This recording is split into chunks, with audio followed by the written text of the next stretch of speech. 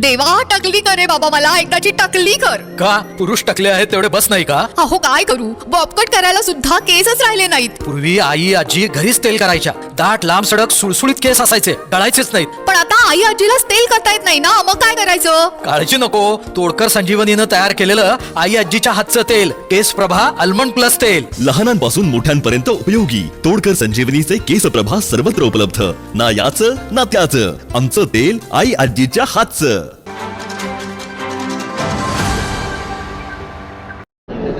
करण्याचा डाव आपल्या आरोप रंगकर्मींकडून होते. माहिती घेतलेली आहे का काय नेमकं? रंगकर्मी बांधवांचे मलाही फोन आलेले होते, त्यांनी आंदोलनही केलेलं होतं, ते मी सगळं पाहिलं. खरं पाहता ही बातमी कुठून आली मला माहीत नाही की केशवराव भोसले खाजगीकरण होणार. कुठल्याही पद्धतीनं केशवराव भोसले हे खाजगीकरण होणार नाही. महापालिकेच्या वतीनं पूर्ववत जसं होतं तसंच चालवलं जाणार आहे. परंतु त्यांना जर कुठून तशी माहिती मिळाली असेल तर त्याची माहिती घेऊ, पण आपण असं कुठलीही प्रक्रिया होऊ देणार नाही. महापालिकेच्या वतीनं ते चालवलं जाईल.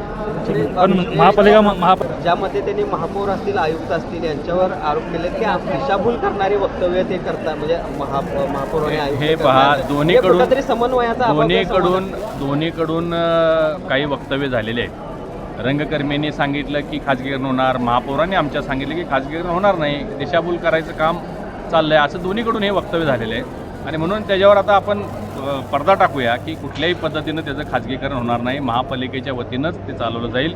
रंगकर्मींना जर त्यामध्ये आपले काही स्वतःचे इनपुट द्यायचे असतील किंवा त्यांना व्यवस्थापनामध्ये काही सहभाग असेल त्यांचाही सहभाग आम्ही करून घेऊ.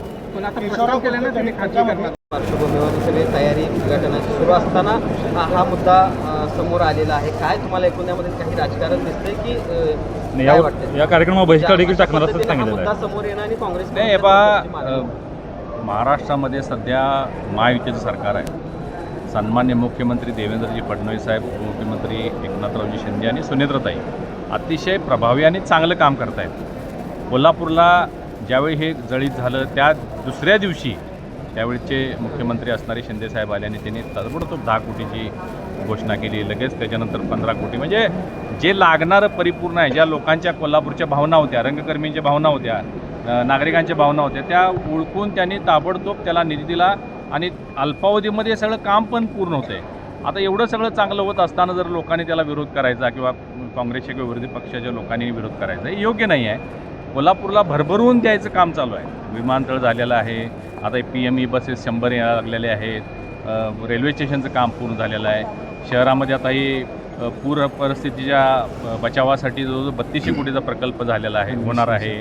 महालक्ष्मी तीर्थक्षेत्राचं परवाच भूमिपूजन झालं, 1400 कोटी रुपये त्याला मिळालेले आहेत. म्हणजे भरपूर लक्ष आपल्या सरकारचं कोल्हापूरकडे आहे. आणि आणखीन त्यामध्ये काय मागायचं असेल तर आपण मागणी केली पाहिजे. तुमच्या काय सूचना असतील काँग्रेसच्या लोकांच्या तर तिने आम्हाला दिल्या पाहिजेत, आम्ही त्या पूर्ण करण्यासाठी प्रयत्न करू. परंतु विरोधाला विरोध करायचं ज्या पद्धतीनं राहुल गांधी करायला लागले आहेत तसं जर केलं तर लोक त्यांनाच त्या बाबतीत पुढं जाब विचारतील असं मला वाटतंय. ताज्या घडामोडी पाहण्यासाठी माझा महाराष्ट्र न्यूजला आजच सबस्क्राईब करा.